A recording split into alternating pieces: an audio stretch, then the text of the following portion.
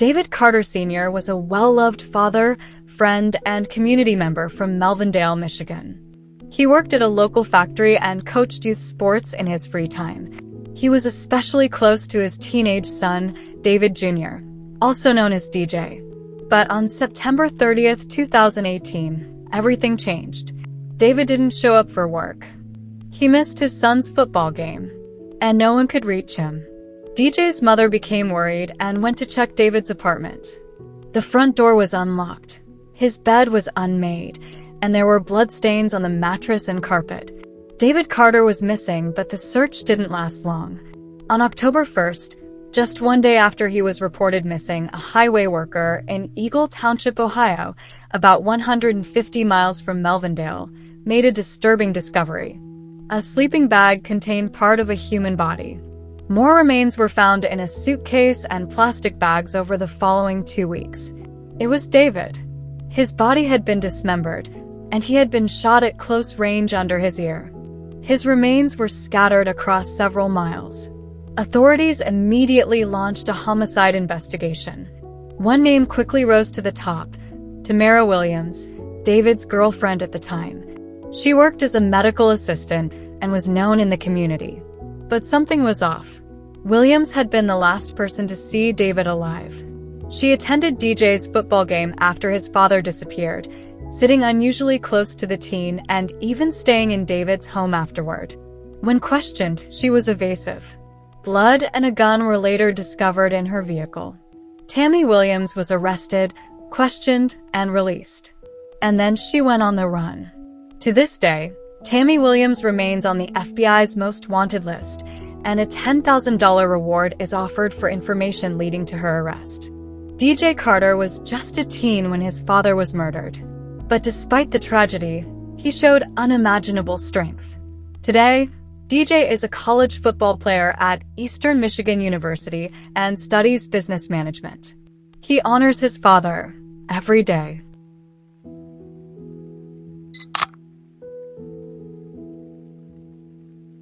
She quit her job, sold her home, and set sail on what was supposed to be the adventure of a lifetime. But just weeks before Christmas, Colleen Wood vanished from a luxury yacht. Colleen Wood was a vibrant, intelligent 52-year-old woman from Dayton, Ohio. A mother of 2 adult sons, she worked as an office manager at a marina in Lighthouse Point, Florida. That's when she met John Paul Sr., a former professional race car driver, through a personal ad in 1999. He was charming, wealthy, and owned a 55-foot yacht called the Island Girl, which was later renamed the Diamond Girl.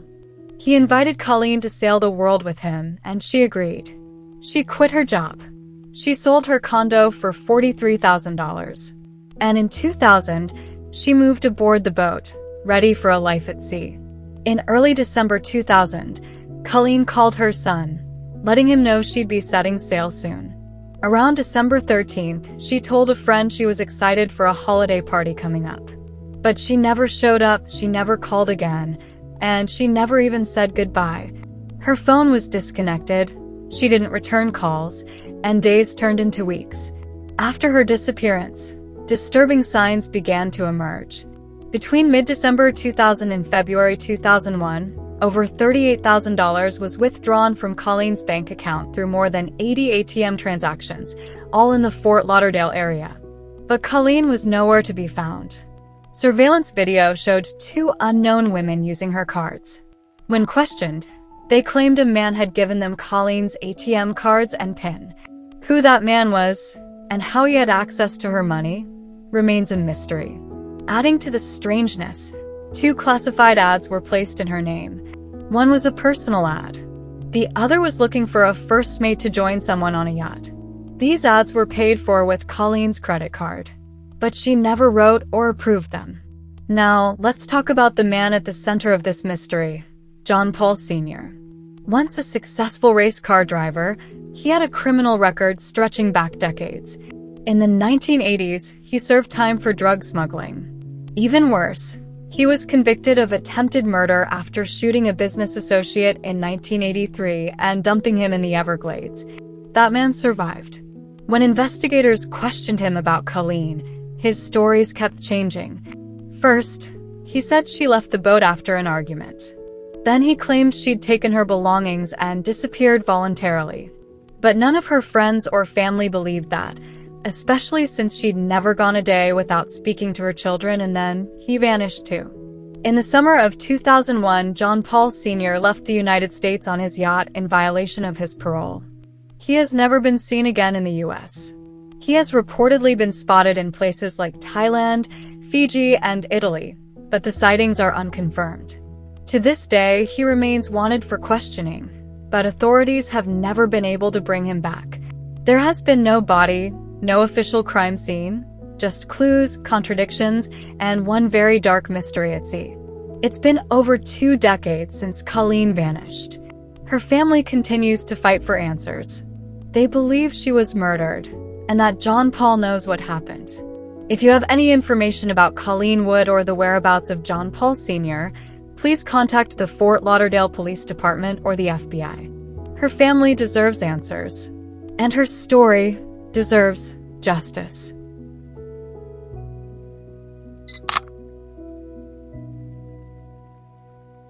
Born August 27, 1971, in La Mesa, California.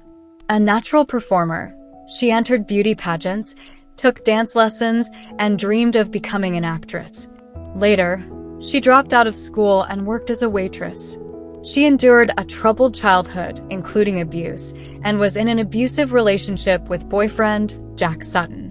By early 1995, she had become increasingly isolated, visiting her parents sporadically and keeping her personal life private.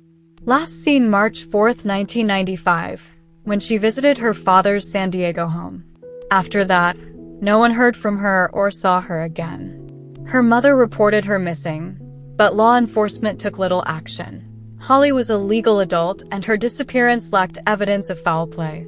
Holly was reportedly seen at Pinezanita Campground in Julian, alongside Jack and another man known only as Humby. Jack allegedly threatened the campground owner with a gun when asked to leave.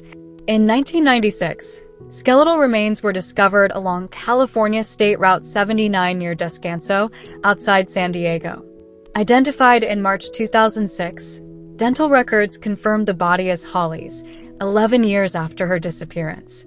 On Holly's 30th birthday, local publicity spurred a self-proclaimed psychic named Joyce to claim she saw Holly in a hospital in Ohio. A recorded phone call seemed to feature Holly saying, "Hi Mama," and mentioning Ohio, but authorities later determined it was a prank call from Canada. Jack Sutton, Holly's abusive ex, is the primary suspect. Despite passing a polygraph, his history of violence and presence at the campground raised suspicion. Holly's remains were found along a logical route between Julian and La Mesa, suggesting she may have been killed during or after the campground trip. While her parents and sister have since passed away, Holly's case remains open. Investigators hope new information about Jack or Humby could break the case. No one has ever been charged in connection with her death, and this case remains unsolved.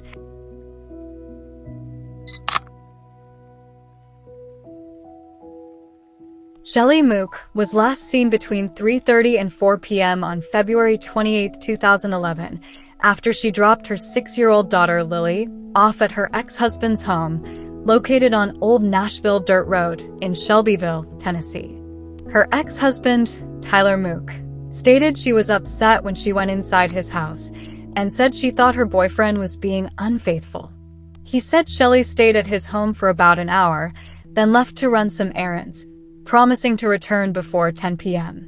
Shelley had moved into a new apartment the previous weekend and was supposed to meet a maintenance worker there at 4:30 p.m., but she never arrived. She also never returned to Tyler's home. At 12:30 a.m. on March 1st, her car, a white 2006 Pontiac Grand Prix, was found abandoned and burned in an empty field off U.S. Highway 41A. It wasn't until Tyler reported her missing a few days later that police realized the vehicle was hers. Authorities determined it had been set on fire intentionally. The blaze destroyed whatever clues might have been there. On the day of her disappearance, she had the day off of work, which was on March 1st, which is part of the reason no one immediately realized she was missing. She and Tyler, who had divorced in 2009, had a troubled relationship. He was charged after he allegedly tried to run her vehicle off the road. He was also suspected of vandalizing her home 2 times, although no charges were filed in those incidents. Tyler moved out of his home shortly after Shelley's disappearance, the same day investigators searched it. Police said he had been somewhat cooperative with the investigation, but he didn't participate in the search for her. After Shelley's disappearance, her parents got in a custody battle with Tyler over the couple's daughter. Witnesses testified that Tyler used and sold illicit drugs and was violent, and that he verbally and physically abused Shelley. In a court deposition for the custody case, Tyler refused to answer most questions about the day of Shelley's disappearance. A specialist in forensic interviews with children asked Lily about the day Shelley disappeared. Lily said she and Shelley went to Tyler's home and she stayed in the car while her mother went to the door. Lily stated that later, she was taken to her bedroom with the door closed and told not to come out. She never actually saw her mother inside her father's house. Shelley's relatives were eventually given custody of Lily, as the court thought Tyler was an unfit parent due to his drug activity and history of domestic violence. Tyler's family appealed this decision, but lost. Tyler moved to Florida after Shelley's disappearance. In October 2014, he attacked his girlfriend, Robin Doneth, on his speedboat. He threw her into the water and tried to hold her under. 2 other boaters passing by came to the woman's rescue, and Tyler fled the scene. When the girlfriend reported the incident, he was arrested and charged first with battery and then with attempted murder. At his trial, his defense argued he had simply lost his temper and had not intended to kill his girlfriend. He was convicted of second-degree attempted murder and sentenced to 12 years in prison. He remains a person of interest in Shelley's case. It's uncharacteristic of Shelley to leave without warning, and her loved ones said she would have never abandoned her daughter. Her family is still seeking answers, and her case remains unsolved.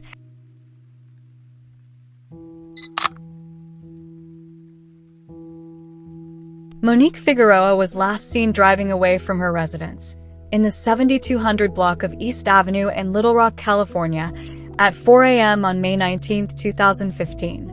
She said she was going to Los Angeles, California, for a short trip. Later, both her parents got a text message from her phone saying, "Had to leave, be home soon."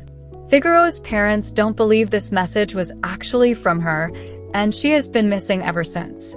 On May 30th, her burgundy 2004 Mercedes-Benz SUV was found hidden inside an abandoned shed, about 7 miles from her home. It had scratches on it as if it had been run off the road. Figueroa left behind a 2-year-old daughter, and her loved ones stated it was uncharacteristic of her to leave the child for extended time periods. She had, however, been having significant problems in her life. She associated with gang members, and her boyfriend, David McKell, had been arrested in March 2015 and charged with murder. He was in jail when Figueroa disappeared and was later charged in connection with another double homicide. In December 2016, he pleaded guilty to 1 murder and was sentenced to 25 years to life in prison. Another murder case against him is pending. Prior to her disappearance, Figueroa had reportedly pledged allegiance to McKell's gang, known as AGK. She was using crystal methamphetamine and was selling the drug to different gangs at the time of her disappearance. Both she and her daughter had been threatened because of this. Figueroa planned to enter a rehabilitation program, move out of state with her daughter, and enroll in college. Her father had set up an appointment for her for the treatment center. On the day of her disappearance, she delivered $20,000 in cash to a drug associate. This was supposed to be her last job. Both investigators and Figueroa's family believe she was murdered, and police have a suspect in her disappearance. They think her involvement with methamphetamine and local gangs was behind her disappearance. McKell initially agreed to help police in their investigation into her disappearance, then changed his mind after he was threatened. There are rumors that the people behind Figueroa's disappearance are also responsible for the disappearance of Michelle Russ, who lived in the same local area and disappeared 2 years before Figueroa did. Their cases currently remain unsolved.